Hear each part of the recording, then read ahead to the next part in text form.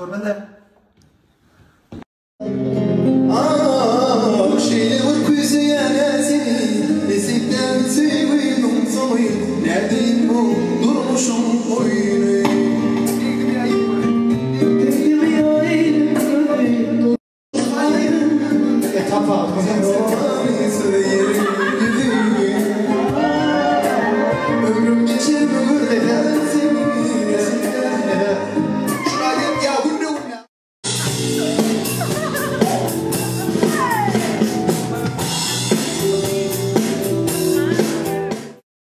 Okuyun nämediğini bilýän adam köp.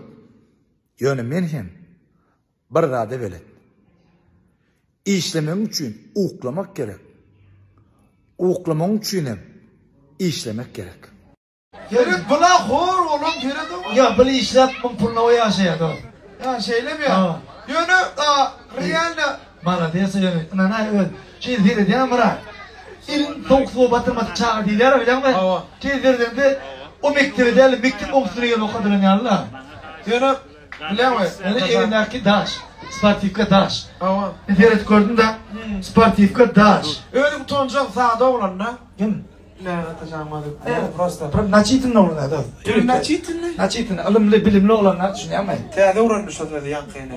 Naçitin ne dedim mi? Naçitin ne? Naçitin ne? Şunu teade uğranmış. Ama şu biraz köprek etmen oyladım. Yine biliyor musun?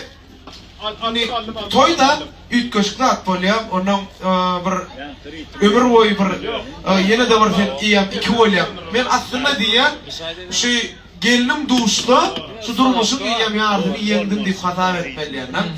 Şolar ya gelinin bolsun o durmuşu aklını bile gayrısınam şahatlığınam den çekişen gelin bolsun. Yönü ini sen taraftan mesela Teşekkürler bizine sordu şey. Sen taraftan inni toydan soň alyan gelini näme kili bagtlatjak? Mesela mesela günni pul örkezjek mi ya? Ya diyecek näme diňe şahatlyk berjek mi ya? Näli? Öýde işledim diye bagtlatjak diye. Ine erkeklerin aýdaýjak sözler şu bilýärmi? O esasy diňe işlek gelse bagtlymy? Hizmette oldu. Hizmette arasında ya da Türkmen diye söylüyor da. Ama işimi etmeden şu aydanatla fikir edatlı işimi iyi dedi. Şeyle mi? Diyecek böyle hanım esası biliyor musun? Ecen kalkanı söylemeler ama sen ne yapsam avtomat söyleyip gidiyorsun da. Doğru diyen. Yönü yani kudolar beyaz tancaklar deyiptirip da kalın içine salıp yetişmedik deyiptir da. Şu beyaz tancaklar yerine getirdim. Alyan gelinlik menden baktığın yıkılsın diye. O yönetim dinle havaya yok deyip dursan bollu berde bir kili o bir artık maçistak yok benim durmuşta söyledim hiç yıl kötünüm de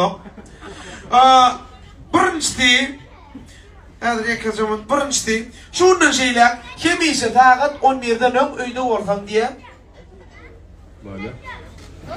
ooo iğreciyle yaptıra blo 11'den